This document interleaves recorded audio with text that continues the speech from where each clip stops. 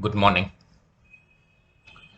This is HJT Views on October 2, 2021. We all know that October 2 is the birth date of two national leaders, the first being Mohandas Gandhi, the second being Lal Bahadur Shastri. On the first, there will be plenty written and spoken, but India's second Prime Minister, Lal Bahadur Shastri, for whatever reason, has always lived in the shadows. His birthday falls on the day that Mahatma Gandhi has his birthday, so it is always in the shade. And he was Prime Minister after Jawaharlal Nehru, who we elevated to some level of a demigod, and therefore he is always in the shade compared to Jawaharlal Nehru.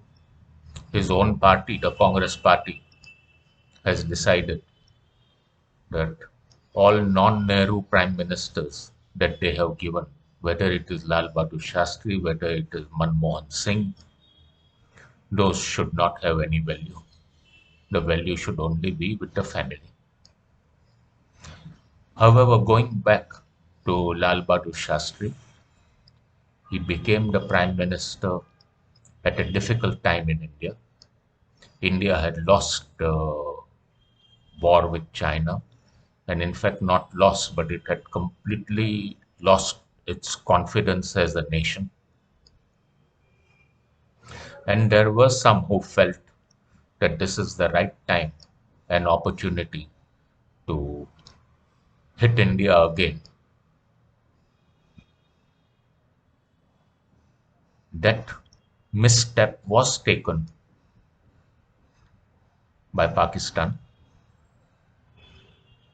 and the second war battle with Pakistan began sometime towards 1965. However, this PM showed that whilst physically he was a sparrow, very small, he was actually a hawk when it came to fighting. The Indian Armed Forces gave a wonderful display of bravery, and India's confidence in itself as a nation that was smashed and broken revived once again after this battle was over, where in the Punjab we had our army had almost reached Lahore. As usually happens, what we win on the fields, battlefields, we lose at the negotiating table. History repeated itself. Tashkent Declaration, we gave back everything. 1971, Simla Agreement, we gave back everything. India is great at giving away all the gains that it makes. However, Shastri's premature death may be out of sheer fatigue and exhaustion and tension, robbed us of a wonderful leader who knew how to get work done. He was a leader who knew the intricacies of how the political class, the bureaucracy, everybody worked, and he knew how to get through that clutter and get things done. He laid the foundation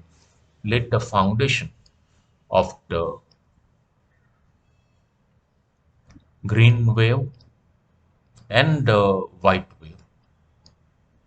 So far as the green wave is concerned, the green revolution is concerned, Indira Gandhi carried on wonderfully, making India self-sufficient so far as food grains are concerned. However, the white revolution, the milk revolution, making India the biggest producer of milk in the world today, the first steps of that were laid by our PM at that time, Lal Bahadur Shastri. On October 2, 2021, remember him very fondly for what he has done for the country. It is not required that you should be a great personality in looking, or you should have a very extroverted personality to get things done. You can get things done very quietly in a very easy and soft manner. And Lal Bahadur Shastri was living proof of that. So ends my talk of today. Jai Hind, Jai Maharashtra, Jai Mumbai.